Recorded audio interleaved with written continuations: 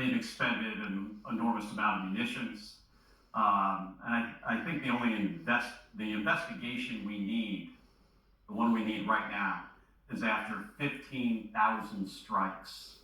All we got out of this, we have 13 dead Americans, got the Strait of Hormuz closed, gas prices in Arizona are $4.80 a gallon, seem to be heading up.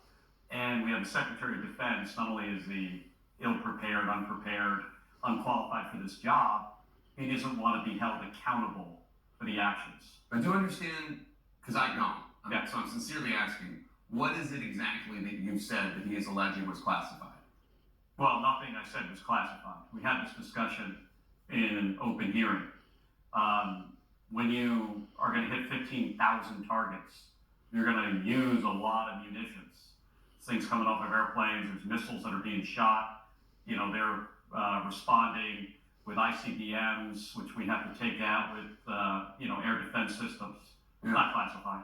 I mean, 15,000 strikes consume an enormous amount. And by the way, he's asking for $25 to $50 billion to replenish these munitions, where he said it's going to take years. So again, what he's trying to avoid is accountability. This thing is not going the way they expected.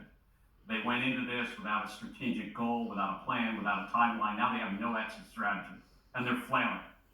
And when somebody like me starts asking them questions, whether it's make a point on a show like yours or in an open hearing, they don't want to give specific answers because they probably, at this point, they realize that they've made a number of mistakes. He, in his post where he said he would open this legal review with your remarks, he addressed you as captain, in quotation marks. I guess this is a reference to his effort to reduce your military rank, which would lower your pay. He has this case against you. You sued him for violating your First Amendment rights. Where does that case stand? Well, last week I was at the D.C. Circuit Court, which is the appellate court, because they appealed. I had a preliminary injunction to stop that process. We'll see how that turns out. Bottom line, though, on this, Jake, is this is not about me. This is about 2 million retired service members. And for anybody who listened to that hearing last week, one of the really interesting parts was at the end when Pete Hegseth's lawyer, which is a DOJ lawyer, said that if any service member like myself, who served 20 or 25 years in the military, if they want their First Amendment rights, they should give up their retirement, give up their pension, give up their health care. I can't believe they this. would be free to speak out. I How can't un-American is believe that? this. The people who have given I the most can't for this believe country this. are being asked now by this administration or told, hey, if you don't do this, if you don't shut up, you could lose your pension, you could lose your rank in retirement, and your other option is just shut up. Give it all up, and then you're free to say what you want. Oh gosh. I mean, that's not what it says in the Constitution. And there's no precedent for that in any military law. On the Iran war, I want to play what President Trump told reporters today after calling Iran's counterproposal garbage and unacceptable. Take a listen. I would say the ceasefire is on massive life support, where the doctor walks in and says, sir, your loved one has approximately a 1% chance of living. What's your take on the status of the war and how he's... Well, I think he doesn't know what to do at this point. And this is what happens when you don't listen to people around you. I think he has a lot of yes people around him, a lot of yes men. Certainly Hegseth is one.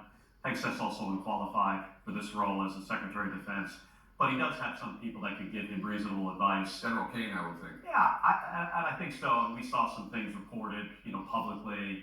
They said something about the Strait of Hormuz being shut down. The president is like, well, that's not going to happen. This thing's going to be over in 2 or 3 days. Donald Trump thinks he knows more than everybody about everything.